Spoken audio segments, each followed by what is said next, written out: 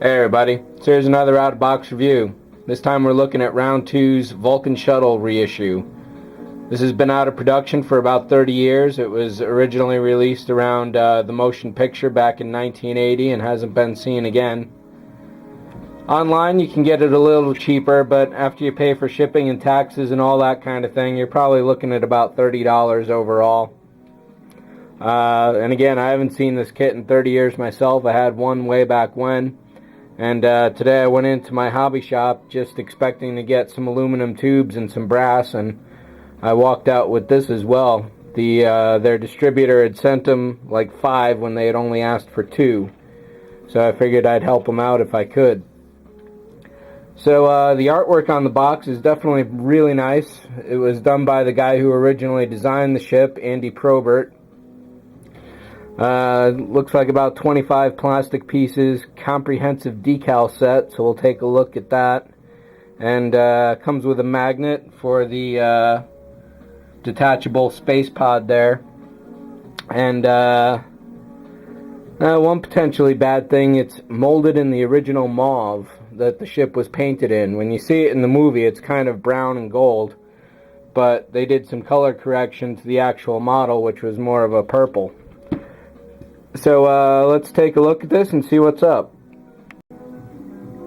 So taking the plastic off the box, it looks even nicer now. The gloss is just really beautiful. It's the kind of box I really hate to throw out because they probably spend so much time and money making it. Not something you see too often. Some more artwork on the inner box here. Nothing on the sides. Yeah, they definitely really paid attention to this. And the kit is indeed mauve, if not pink. So let's see what we got here. One basic stand. Looks like a metal tube in there. One bag of parts. And directions in the decals. So give me a second here to take all this out and we'll take a look. Alright, so the instructions here are definitely a trick in themselves. I had initially opened it up and thinking it was a booklet, and it starts on step 2 and ends with the cover, but once you actually fold the thing out, if I can get that here, it's actually a 4-page fold going on. One side of it has 6 steps to actually put the model together, and this is a terribly easy build. And over here on the back side, there's another 8 steps for just putting the decals on. So I can see where the difficulty with this model is going to come from. And it's not in the gluing. Or at least the complexity, rather, not the difficulty. So that's definitely going to be an extensive set of decals. Let's take a look at the instructions real quick. Yeah, it's just simple halves of parts going together, really. There's not going to be too much complicated about it at all. This is probably like a 20-minute build, maybe an hour total. So let's take a look at the decals next. It's definitely extensive decals, 2 full sheets. Some good backing paper. Some really quality backing paper. And then whole piles of everything everywhere. I don't know how close a look I can probably get at some of these.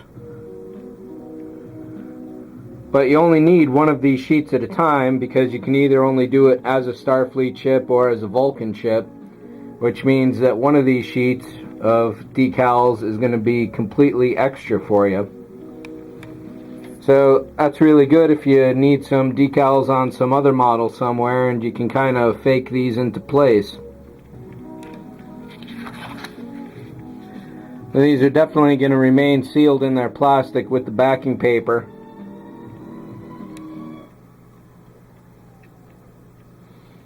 The paper itself here looks really quality. All the decal film is nice and tightly cut to the decals themselves.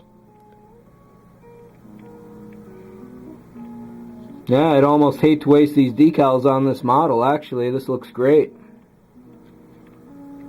Wouldn't say the decals are worth the purchase of the kit itself, but they're definitely a really nice feature. So let's take a look at the parts. Alright, so all told with the parts, 5 of the 25 were broken off their sprue and loose in the box. That's not a real major problem at all. This one was partially broken loose. So it's just something more to note than anything else. At worst, you're going to have little hanging bits off the plastic where the piece is actually snapped off that you'll have to clean up. That's not too big a deal. For those purists that would rather snip their parts off the tree rather than just rip them off, that could be a big deal.